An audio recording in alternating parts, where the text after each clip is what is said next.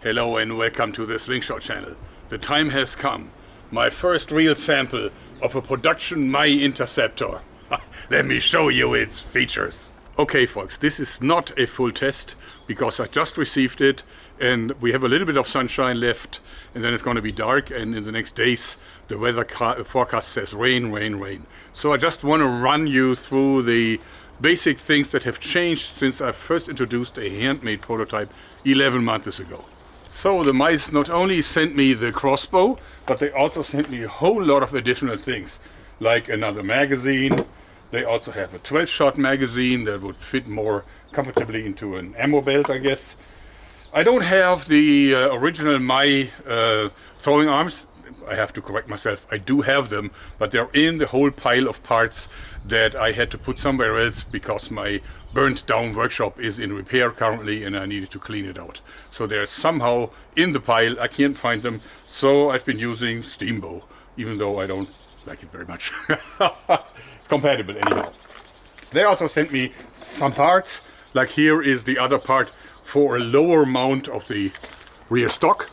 So with this part here, you can actually exchange this and then you have a lower mount, which is for some people more comfortable. It's really a question of choice. I love the AR-15-ish look of the high mount stock position. But everybody just wants whatever he wants because they're gonna give both versions with each crossbow.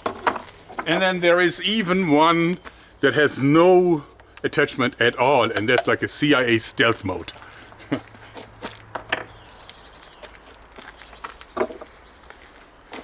They've also given me different versions of this front thing, and this front thing is actually a part that you can simply remove when you want to fast exchange the throwing limb. You can do that easily. I'm going to show it to you later.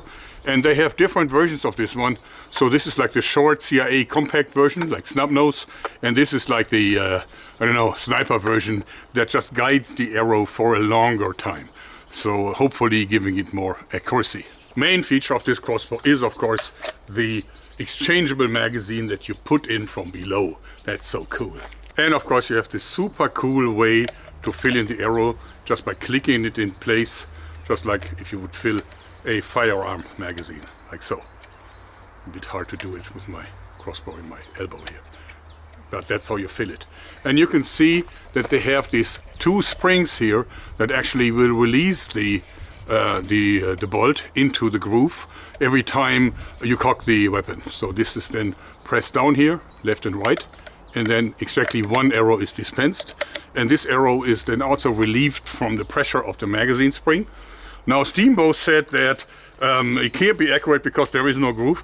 There is a groove. It's just the groove is on the upper side and not on the lower side, since there is a little bit of a spring pressure from these two sliding parts here. Of course the arrow is just pressed into the groove. You don't need gravity for this. So saying that this would not be accurate, I don't think it's right. I think it's just a question of the arrows and also how precise the crossbow is manufactured. And of course, as soon as you have your mag, you can simply click it in place and you're ready to rumble. And one of the other big advantages of a magazine feeding from below is that the scope or whatever optics you're inclined to use is actually very close to the groove, much like on a firearm where also you want to put it as close to the barrel as possible. So this is possible from here because there is no magazine that you need to fill. Most, if not all, other magazine-fed crossbows actually have a really, really high distance between scope and line of fire, so where the arrows are actually shot from. So that makes it very inaccurate if you want to aim from short and long distances at the same time. Simply because if you get really close, you would always hit too low. Now this is just much like on a firearm, about the same distance. Very nice. And also you can see you can really mount fat scopes that on a crossbow that has the magazine coming up from above. It would not be possible. You just have to use a red dot and then probably mount it to the very front of the weapon so that you can reload it, which is really bad because on a red dot, like this one, you want to mount it as close to your eye as possible for a wider range that you can cover with your eye, since those have no magnification anyway. So if you mount it very much at the front, you know, your field is just very, very small, and you don't want this. So it's clearly a super big advantage. Now cocking this weapon is super easy because the pistol grip remains where it is. On other crossbows you have to, because the pistol grip, like the whole trigger, is also breaking down with the rest of the body of the crossbow. This here stays where it is. So if I press on the release, see, I can just keep it here and cock it like so, and then fire. And then, watch what I'm doing. I'm doing this again without taking my hand off the guard, and then I can fire again and again, as often as I want to. So cool. Okay, I'm going to do a few shots at the can. I have to say, I don't want to do big accuracy tests now because I don't have the original my crossbow limbs, and that would be very unfair since the crossbow limbs is a very essential part of the weapon. But I still want to see if I can hit the can reliably with this. So let's go for it, shall we?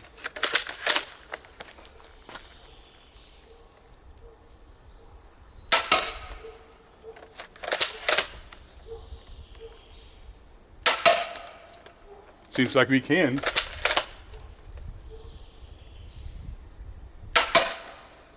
Yes, we sure can.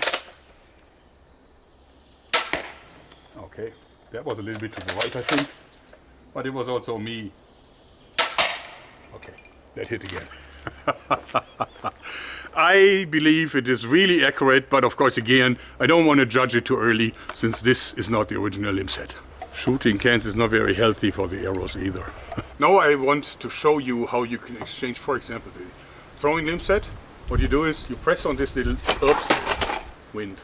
You press on this little thing here, you pull out the pin, a little bit like on the EK archery. Then you can take this thing apart. So as you see, there are shorter versions. So this, for example, would be the shorter version. So I can put that in, and you see now I have a snub-nosed version. And the other one was the sniper one, and then there is one medium one too. So if I want to take out the throwing arm, I simply take it out like so. Okay, and I can remove it from here. Take another one. They gave me this one, which I think is the more stronger. It says Magnum, whatever that means. So what you do is you simply press it in like so. And then you put these sets back in place here and here. And then you take whatever one you want to put on. You take the little button here and press it in, and you're in business. And now I have the whatever Magnum Steamboat one. It's still very easy to cock because I have to say that really the dimensions and the lever positions are really perfect. So it's not hard to shoot with this thing. It is more powerful. So if I want to change this rear stock position, what you have to do is you have to remove these two screws here, and you do that with an Allen key, of course. So I can now remove this, and then I can put in like this version here for the low mount, and then of course the stock will be much lower. Or I can put in this one, which means there is no mount. So if I put it in like so, and then put in the... So as you see, I'm now in a CIA stealth mode, and now I can also exchange the big scope against something smaller, for example the red dot. I can of course also shoot it with no optics at all, and then you see it's a really compact little bow. Now this is the Stinger 2 Magnum. I don't know how much power that has, maybe 100 pounds or so, I don't know. You can check it out at the Steamboat website. Now of course now I don't have a rear stock as a lever. Let's see if I can cock it anyway. Should be possible, even though it won't be very easy. Well, it's still doable, I would say. This is because really the levers are so clever. It's not hard to cock it. And of course I have open sights, so I can shoot it easily. Just using this line of fire here in the middle of the Picatinny whale. Very nice. Piece of cake. So here it is now with the red dot mounted. And as you see, still the line is very low above it. So in my CIA mode, of course, I can still now use the red dot to really hit something. And it's still not hard to cock if you know how it works. Okay, aim with it and shoot. So much fun. So now I'm at my favorite position, and this means that AR-15 style high mount for the stock and the snub nose device here, which I think is the sexiest configuration there is. And with the powerful limb set, of course, if you have the longer lever, it's really easy to cock. So I can still just do it by clamping this under my armpit here, and then simply, I mean, that's really super easy. What I also love on this is how light the trigger pull is, because this has a real lock, not just like some other crossbows on the market that really only have like a string pusher that's just pushing it upwards. And even if you do that with a little bit of a cogwheel or some kind of transmission system, that still is a pusher, and I don't like this one bit because the resistance is just so high. The more powerful your limb set is, the more friction you will have, and that's really negative. Now here you have a real crossbow claw, and you can also see, I'm not sure if you can see this, but the arrow sits very tightly against it. So this means that accuracy is super high and the strain on the string is super low. Plus also, first of all, I also have a fully functional safety, like here. So there is a safety that really blocks the lock. But also the trigger pull is so light that it feels like shooting an air gun, really. So I would say it's probably maybe 700-800 grams. That's really almost nothing. It's so light, so this makes it also super easy to hold it steady while shooting, even with the more powerful crossbow limb set. So cool. I love it. I know everybody said I've been waiting for years for this thing, but keep in mind, the first time I presented the handmade prototype, that was handmade really, that is just 11 months ago. And I actually predicted to the mice that they were too optimistic when they said it's going to be available in summer, because the summer ends late September, and it was kind of clear to me that they cannot meet it. Because in order to make it somehow affordable, you have to make an injection molding tool for the body and for many other parts. And this thing wasn't really completely designed, so they still had some design work to do. And in the end, of course, it took them way longer than they thought.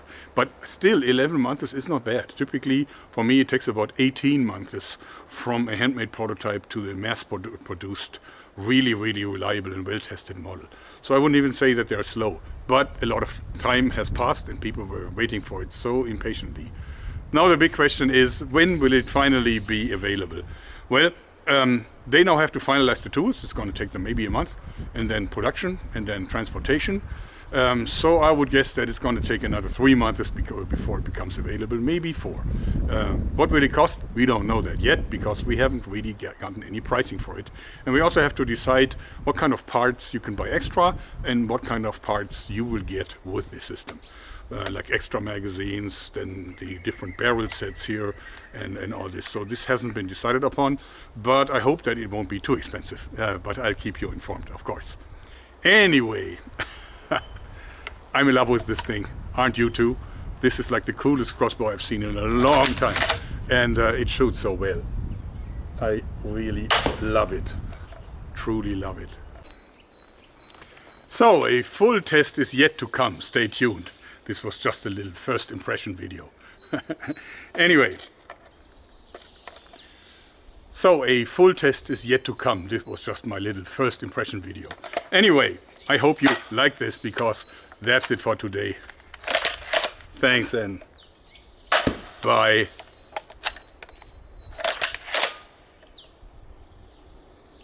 Bye. Okay, I'll do a few shots from the hip, just for you guys, to see if this is also manageable in a defense situation where you can't aim high. So you just cock it like so, you aim, fire, that was a hit. Do it again, that was another hit, and a third time. Oops, that was too high and it hit a tree.